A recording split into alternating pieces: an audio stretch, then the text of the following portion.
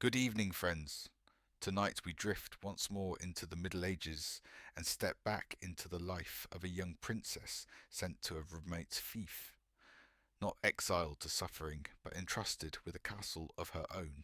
Life here, as you've learned, is not the stained glass romance of tapestries, nor the grimy caricature of bad tales. It is a slower, colder, truer thing, stitched from smoke and bread and stone and the soft bell of duty. So draw the curtains against the modern world. Let the room darken. Breathe with the rhythm of hooves over mud, the last wheels grinding to a stop before a grey keep on its raised earth, and let the drawbridge lower for you again. The air meets you first, a braid of scents, wood smoke, damp linen, horse, baking bread, iron shavings, crushed rosemary beneath a heel. It is not one smell, but many, layered like soil.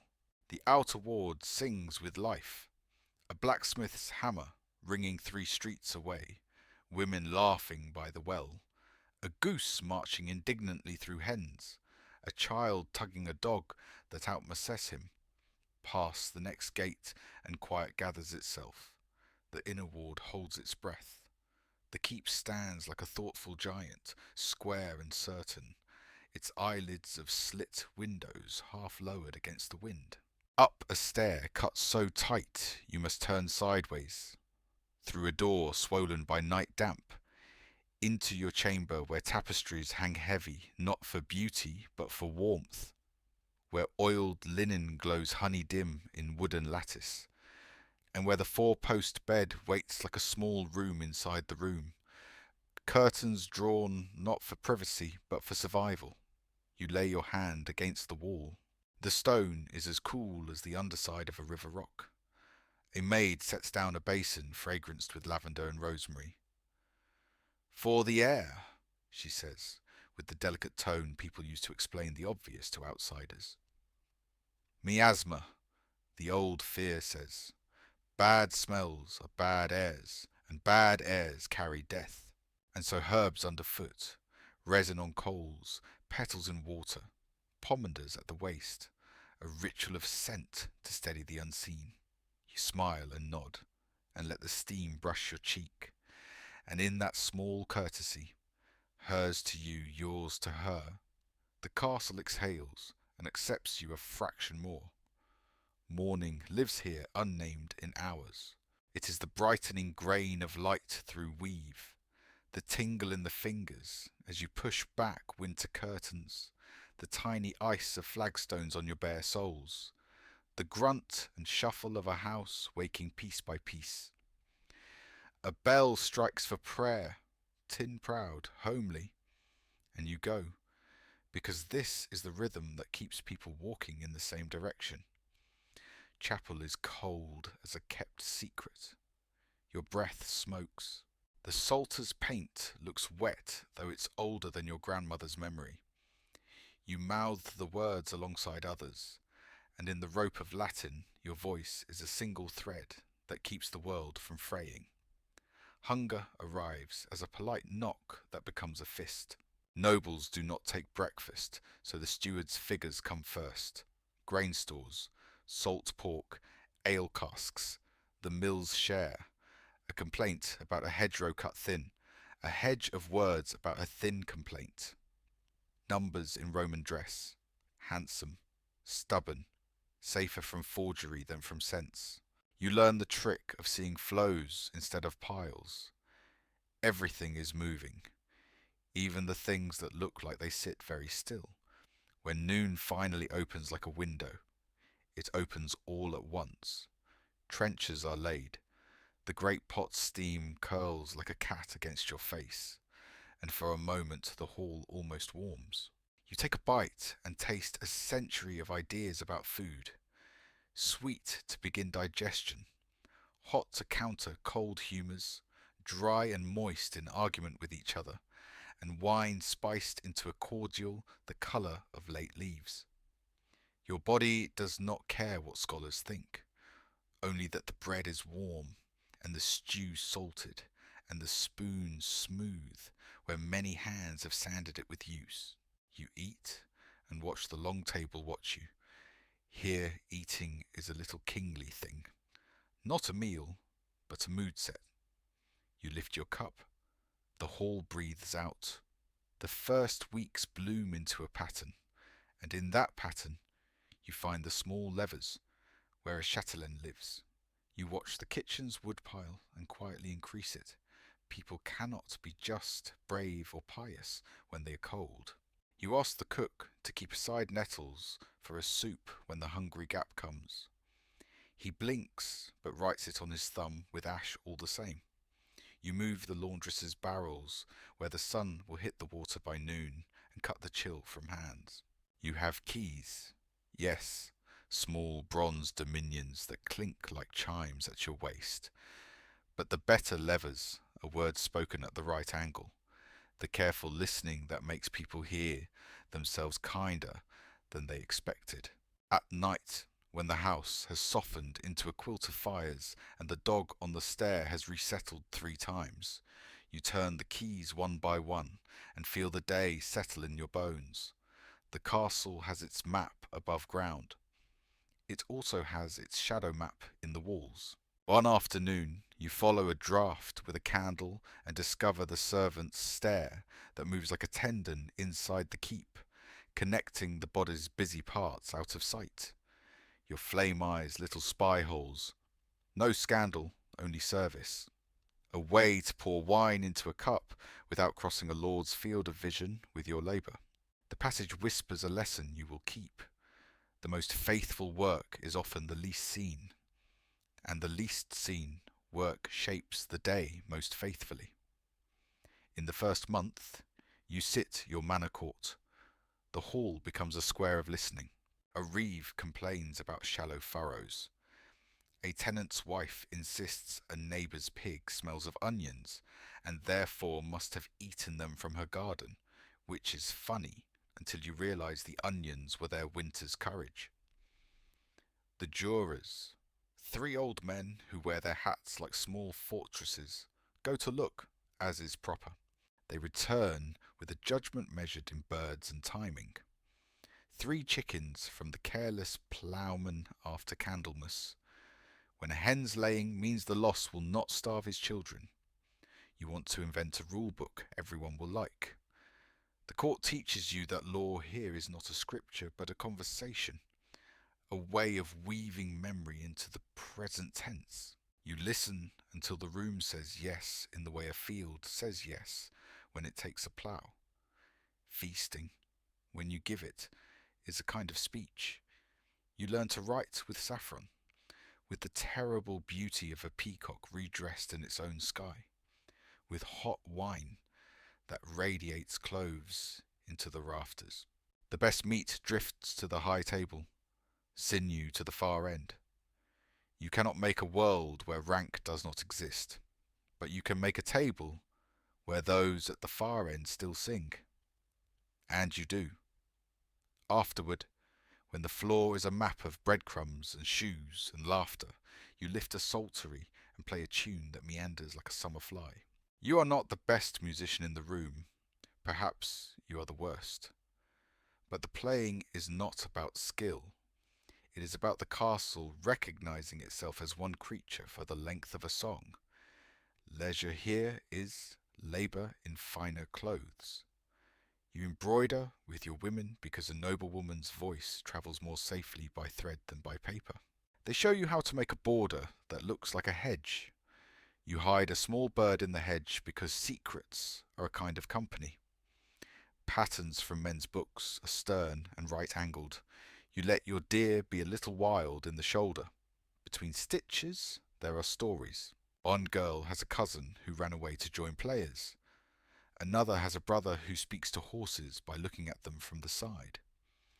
A third is making a dowry out of linen. She wove herself and strokes each finished strip like a shy cat. You do not lead this part of the house. You accompany it, and that too is a kind of mastery. Winter leans long over the land, and then one day you notice that the light returns not as a single decision, but as a series of small votes. Icicles still clench the thatch, but hens begin to whisper about eggs. The steward says barley, with his mouth full of hope. The bins are low, the barrels are honest with their bottoms. You ration. You visit cottages quietly with a cloak over your hair and carry small gifts that pretend to be errands. A woman with a new baby cries because she is tired and loved. You hold the child and sing the wrong tune to the right end. You come back past the fish pond, thinking in fish instead of coin. How to keep them alive. How to shade the water. How to keep the boys from fishing with hands and bravery. Every hour you learn the same lesson again, that governance is housekeeping done at the scale of many rooms. On a rain-pinned day you climb the wall walk. The crenels are windows on your responsibilities. The countryside is brown in 1,000 shades, a tapestry of near and far farms stitched by hedges and lanes. The guard beside you has a nose broken in 2 places, a man who knows snow by taste. He shows you the machicolations, the murder holes, the places where the gatehouse can bite down like a jaw. You point out the garderobes that bump from the wall like stone birds, small mercies that are also soft spots. Weaknesses, he says, turning the word as if it were a new coin. Every strong thing has one, you answer, and the guard's grin is an allegiance. Spring turns to the season of mud and miracles. A messenger, trained and spare as a greyhound, comes and goes with a letter whose inside is written in the mild game of a substitution cipher. A monk's entertainment turned soldier's mask. News here has a heartbeat. You can hear it hurry across distances and fail sometimes. You do not kill messengers, you feed them. And you tuck your fear into a sleeve and keep your face calm as the cold side of pewter. Later, when word returns unbroken, you let the relief wash over you like warm water and tell no one how deeply you had forgotten to breathe. There is a day for market. You ride out under a sky that changes its mind every 10 minutes and enter a bright disorder of cloth and cheese and pots and things nobody should buy but everyone wants. Children tug you toward a man who can spit fire. A hound sleeps with one eye open under a trestle. A fishwife tells you plain that your reeve should be paying for better hooks at the mill race because she can feel the fish slip from them in her sleep. You buy the hooks. You do not say why. You return with a side pack heavy in spices, a reel of thread that is far too dear and exactly right, and the sense of your fief like a bell rung and still humming. Hawking arrives with weather that smells of leaves and rain. The merlin lands on your glove as if it were always yours. Teaching a hawk to return is to learn your own house's grammar. Reward and patience, silence in the right places, a voice used sparingly as salt. Men like to say the hawk is a wife and the wife is a hawk, and both must be hooded. You smile and say nothing. You fly the merlin and bring her home, and in the tiny clap of her feet finding your glove is a soft applause that you allow yourself to accept. In summer the castle breathes easier. The floors are strewn with fresh herbs that pop beneath sandals. Linen dries in an hour like a blessing.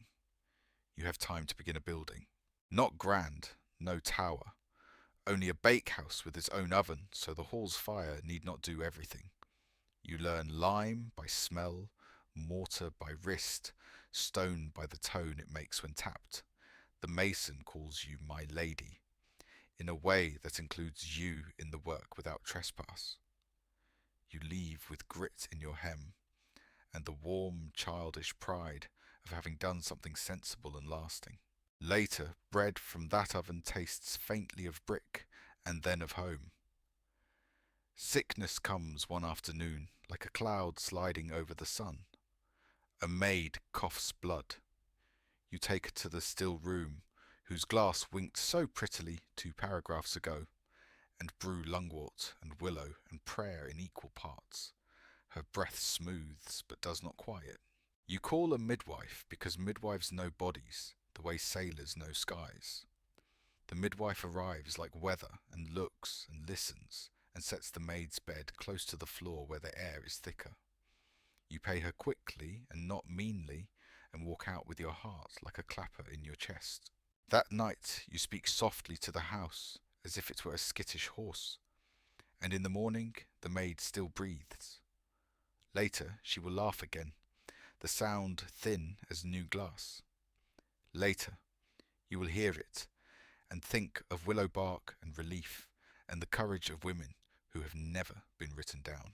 A troupe of players comes on a Saturday with a wagon full of velvet that has been velvet a long time. They ask to perform in your yard and you say yes, because saying yes to small wonder is part of keeping a place human. They tell a story of a jealous king, a faithful woman, a lion that is clearly a man in a carpet, and the children know they are being lied to and are radiant with it. You send them away with bread and coin. The tallest player bows too deep and nearly falls and makes it part of the act. That night the hall hums in the way places do after laughter, and harsh corners look softer, as if someone had sanded the castle while no one watched. Storms. A summer thunderhead piles itself like a hill, and then unswells onto you. Lightning finds the weather vane and makes the whole house taste metal for a heartbeat. Rain drills the yard flat. The steward worries about the mill. You worry about the lower storeroom. The men on the wall worry about a weak spot they have learned to love, because it is theirs to watch. When the storm passes, the world feels new minted. Leaves gleam, stone sweats. A snail discovers religion and prays its way up a post. You walk the perimeter and the house thanks you by not saying your name out loud and frightening the luck away. The year turns, and you find your mind full of saints' days and harvest markers rather than months. Michaelmas geese honk their way into your purse. All Hallows brings candles like a Milky Way across the floor. Advent's purple is a kind of quiet you can sit down in. Christmas breaks upon the house like bread. Epiphany glitters. Candlemas brings a blessing for flames. Each date is an excuse to be a person among persons rather than a name above names. Your keys are still at your waist, but your hands are busy with other things. Lifting a child to see a star. Holding a widow's fingers a steady second longer at the bread table so she knows the bread is for her. Not from you.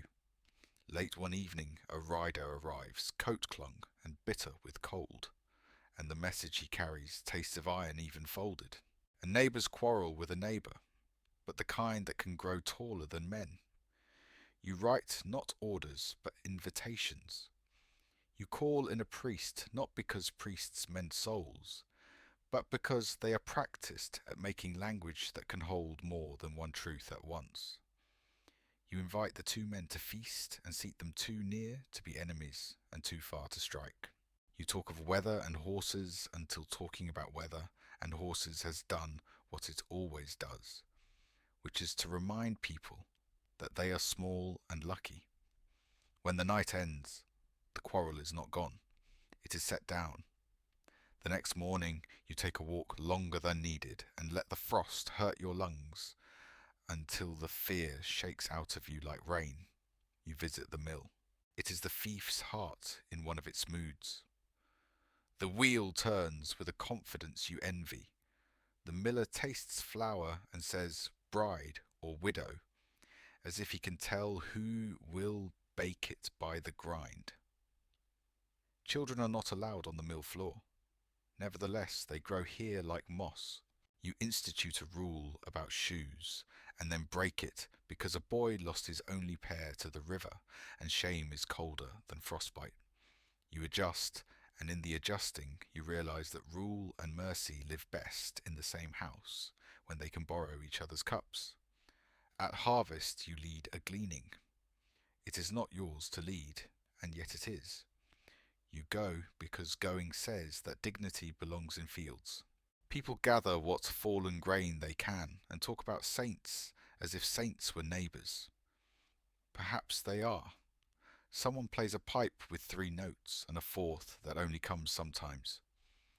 Bees go mad with sunlight. A young man asks a young woman if she will walk home with him by not asking her at all but saying he will walk the long way. And she says she has never liked shortcuts unless they are very good ones. You love your keys and your accounts and your men-at-arms, but this, the sound of work done well enough to sing, is why the place wants to live another year. You commission a hand-drawn book to send as a gift to your distant ally. Not saints, not kings, but your place.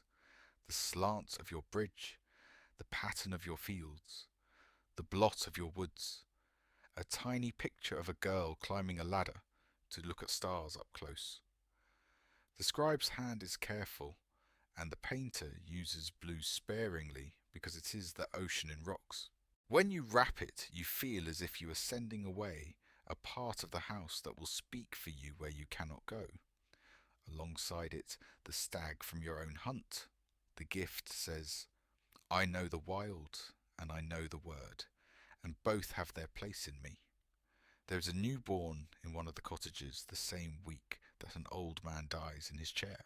The village fits both events without strain, the way a pocket holds 2 coins.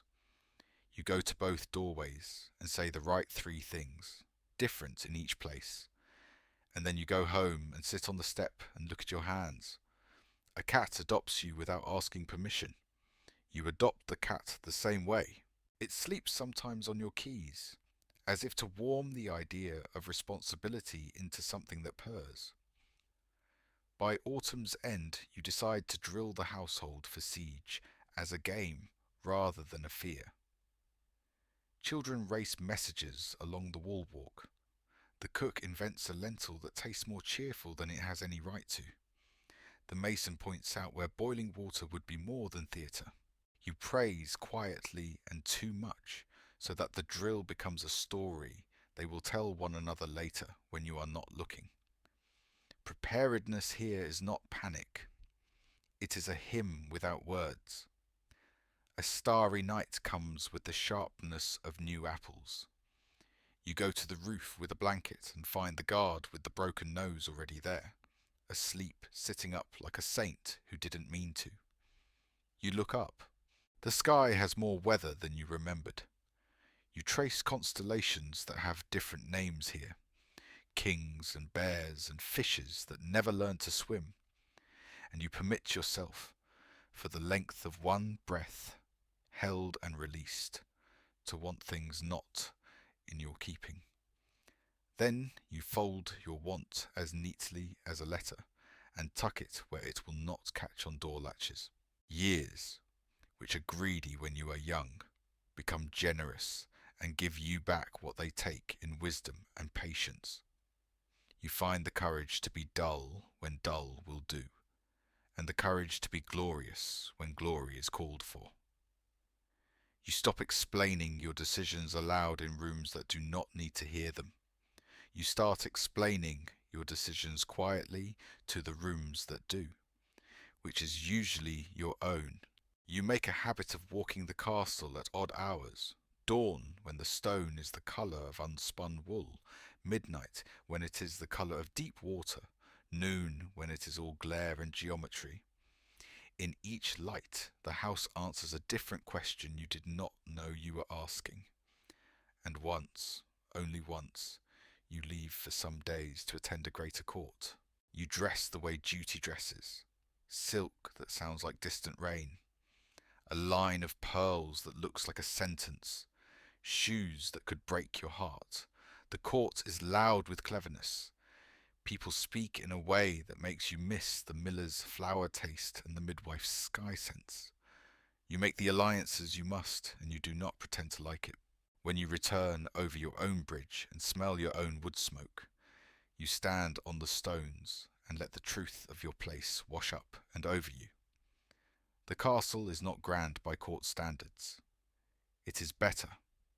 It is yours in the way a story you tell yourself at night is yours. Harvest again. Michaelmas again. The hungry gap again. Smaller now because you had remembered nettles in June and set a little aside as green coins in vinegar. Feasts again. Laughter again. Justice again. The weeping that keeps the house honest. The singing that keeps it brave. The child you held at the cottage last year toddles where he should not. You sweep him up as if you had always known how. The boy without shoes now has them, scuffed to a history you admire. The guard with the broken nose tells a joke that takes too long and is worth the time. At last, a day of no work on purpose. You climb the keep with a book that is mostly pictures and a slice of yesterday's plum cake that is more crust than plum. The wind combs your hair for you. You can see your fief like a thought seen whole. The band of river water, the pocket of trees, the twist of road, the scatter of roofs, the geese that consider themselves white lions and strut accordingly. You think of the jurists with their two bodies for a king, and you borrow the idea without asking. You came as a body natural, young, arguable, brief. You have made for yourself a body politic. This household that moves when you speak and sometimes when you do not. This rhythm that continues if you sleep late. This law that functions like a hymn. You are no sovereign in the tongue that matters in palaces. Here, in the tongue that matters in kitchens and courts and fields, you are what people mean when they say, "my lady," and mean home.